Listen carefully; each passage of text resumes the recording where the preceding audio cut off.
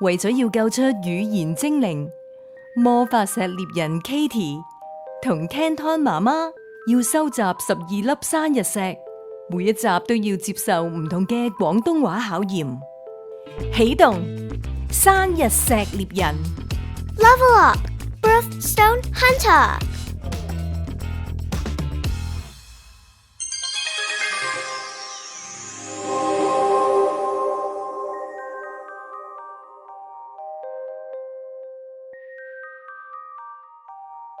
Mama, we only need 12 stones to get the language genie, right? 睇下, we're starting with the January one. The garnet. I want to meet the little genie so bad. 係啊，集齊晒12粒生日石，封印住嘅語言精靈就會出現。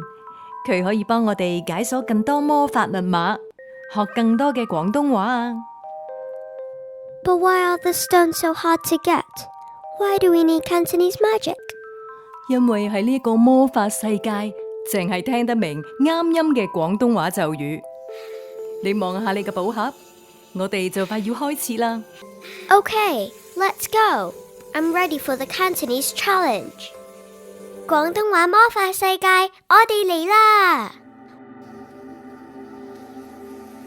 Whoa, Mama.Why is this place so scary? 條橋真係斷咗喎，點行啊？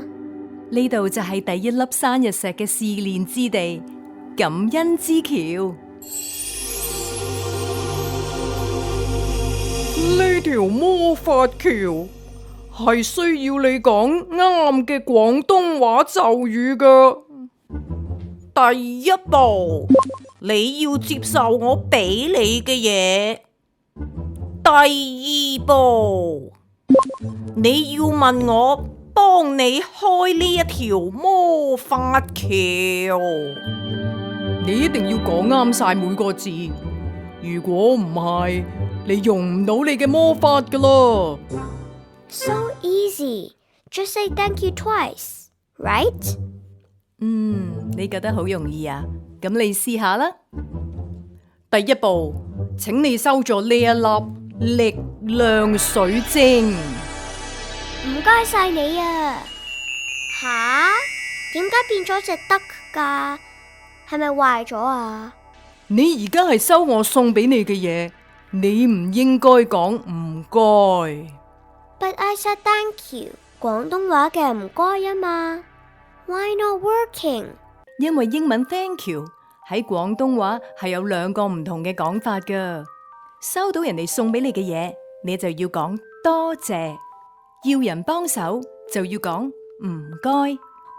Oh, so when I receive something, I must say 多謝。冇錯啦。第2次機會，小心魔法。多謝你啊！第一步完成，而家你要請求我啟動服務。而家唔該晒你幫我哋開橋啊！唔該晒啊！恭喜晒，你過關啊！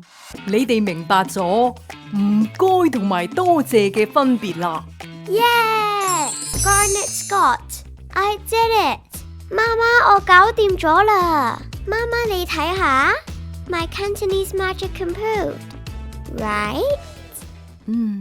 慢慢嚟啊！呢個魔法世界嘅考驗唔係咁簡單噶，只要講錯就要離過，一定要講啱個音啊！啱音 tone what tone？ 啱音即係要啱聲調。廣東話有9聲，一個字有9個唔同嘅聲調，萬一講錯，成個意思都唔同晒噶啦。唉，睇嚟下一關應該就係語氣森林啊。Tone forest? Where's Tone forest? Did the forest just change? 我有信心我一定得嘅。如果你想繼續同我哋一齊歷險 ，Join our adventure， 記住 like、subscribe 同埋 comment and share。Stay tuned， 下一集再見，拜拜。